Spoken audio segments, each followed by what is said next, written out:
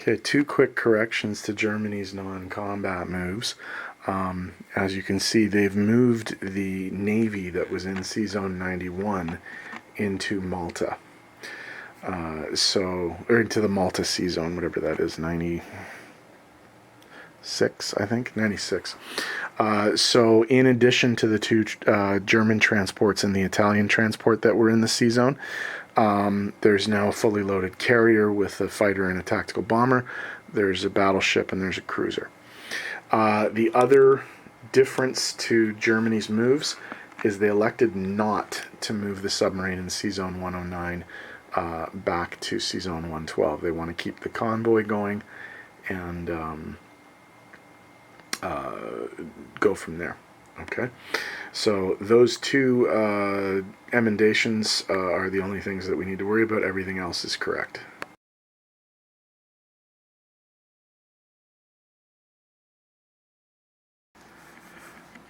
Okay, this is Russia, turn 4. He's going to spend $5 on trying to get his tech, $21 on 7 infantry, and $8 on 2 artillery. Now I am going to have to roll the tech first because some of his combat movements are contingent on whether or not he gets the tech. So we're going to roll that now. He's bought 5 dice. Any of these that are 5s or 6s will result in Russia getting their tech. We have 2 5s, so Russia's tech is activated, and we can tell you what it is because he is going to use it this turn. He has purchased self-propelled artillery. So he has enhanced artillery. And that will come into play on this turn. So I'm just going to turn the camera off for a sec and come back with the combat moves in a sec because, again, Russia's at war.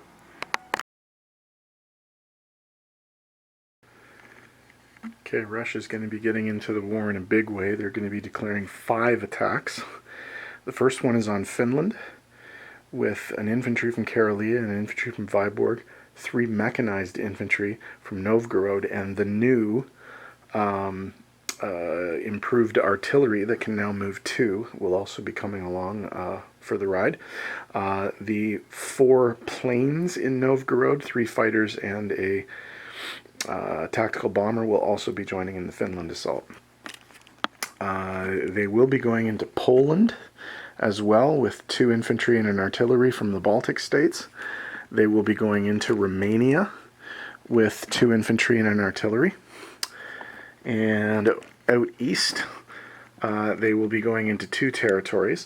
They will be attacking the Mongolian territory of Ulaanbaatar with 2 cavalry, and they will be attacking Buryatia with 2 cavalry as well. So we'll start setting up those battles and we'll start rolling them out.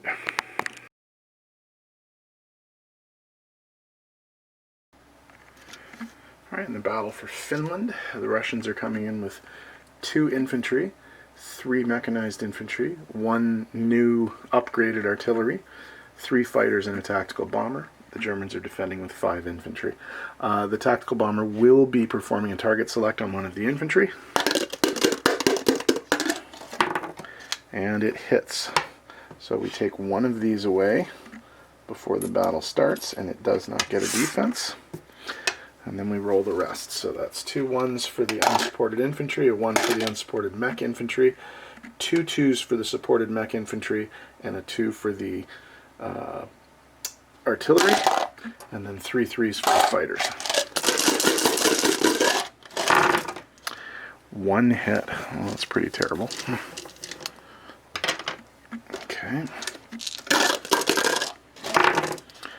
1 hit. Well, I'll take that. I guess 1 2 3, and then 1. So that goes over here. So we'll just roll all of these dice. 4 hits. So that ends that pretty quickly.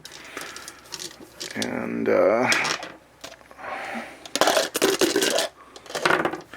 2. Okay. So they are going to take out 2 of those, 1 infantry and 1 mech infantry.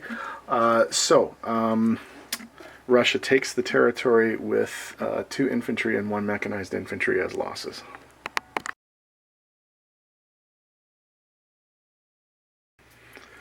It's the attack on Poland, 2 infantry and an artillery. Both infantry are supported. Remember, the artillery is now enhanced. All misses. Miss. 1 hit.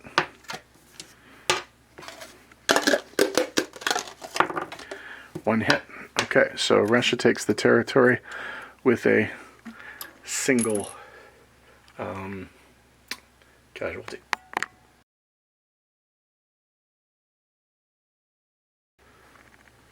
Okay, this is the attack on Romania. Exactly the same attack profile. 2 infantry supported by an enhanced artillery. 3 twos. 2 hits. Killed him twice. And no casualties on the Russian side. So Russia takes the territory.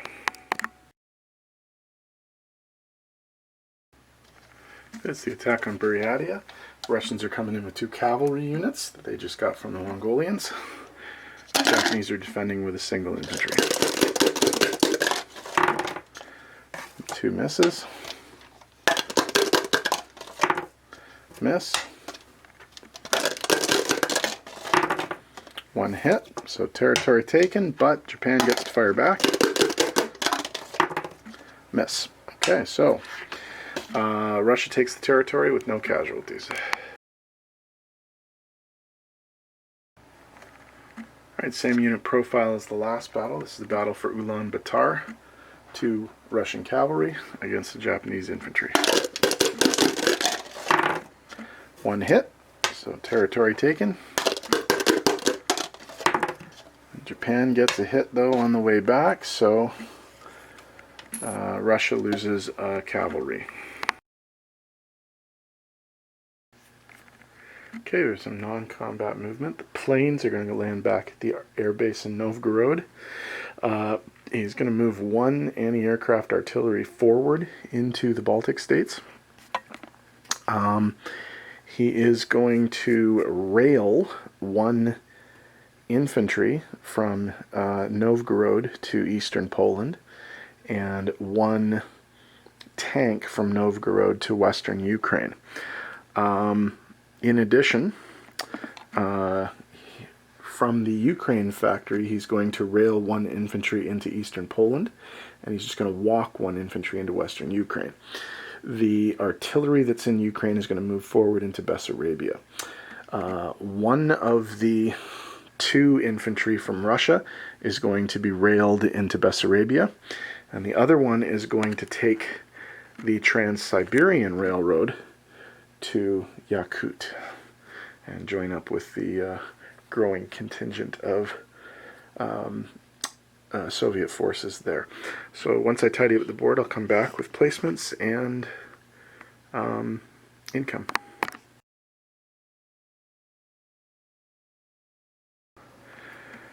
Here's one minor correction. I think I said that the guy from Novgorod was going to eastern Poland. He's going to Belarus. And the guy from Ukraine is going to eastern Poland. So that's the proper disposition of forces right there. So in terms of purchases and where they're going, 2 infantry and 1 artillery into Novgorod. No surprise there, I don't think. 2 infantry and 1 artillery into Ukraine. I suppose I can get rid of that move arrow now. And 3 infantry into the capital. Okay, in terms of income, there are some adjustments to make. They are going to take 2 for Finland, 2 for Poland, 3 for Romania. So that's 3, 5, 7 from Germany. So if we go to the income tracker there, we go from 32 to 39, and Germany goes down from 43 to 1, 2, 3, 4, 5, 6, 36. And then also, of course, we have to take Japan down. They don't go down anything for Ulaanbaatar, but they will go down 1 for Buryatia. So the adjustment here is Japan down from 37 to 36, and Russia up from 39 to 40. Okay, in terms of income, Russia is going to collect a base income of $40. They are going to get $5 because they control, it says you have to control 3 of 4 Novgorod, Volgograd, Baltic states, and eastern Poland. He has all 4, so he gets that. And then the really nifty thing about the Russians is every original Italian, pro-Axis, or German territory that they occupy, they get an additional $3 per territory. And so $3 for Finland, $3 for Poland, $3 for Romania, in addition to the IPC value of those territories. So a remarkably profitable turn for the Russians. So they have $54 that they're going to be able to spend at the beginning of the next turn. So we'll just put 54 bucks in their bank account and put all this money away. And we'll do the disposition of forces. So I'll bring the camera around so we can see it from the front. And here's what we're dealing with. Okay. Way up there in the north. Oh, that's a bad angle. Hold on. Way up there in the north, in terms of Navy. In C-Zone 115, the Russians have a cruiser and a submarine. In Finland, there are 2 mechanized infantry and an artillery. In Baltic states, there is a tank, there are 2 artillery, and there are 2 anti-aircraft artillery. In addition, there are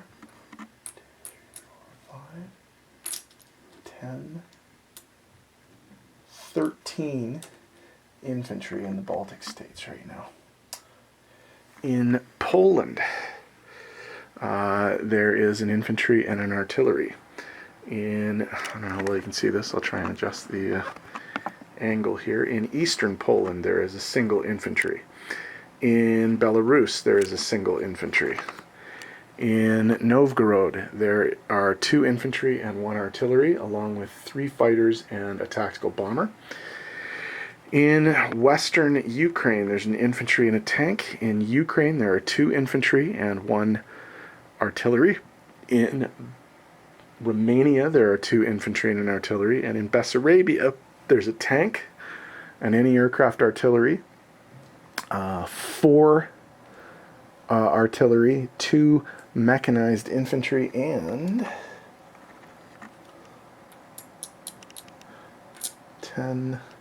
12 infantry in Bessarabia there. In the capital, in Russia, there are 3 infantry. Moving over to the east. In Ulaanbaatar, there is a cavalry. In Buryatia, there are 2 cavalry.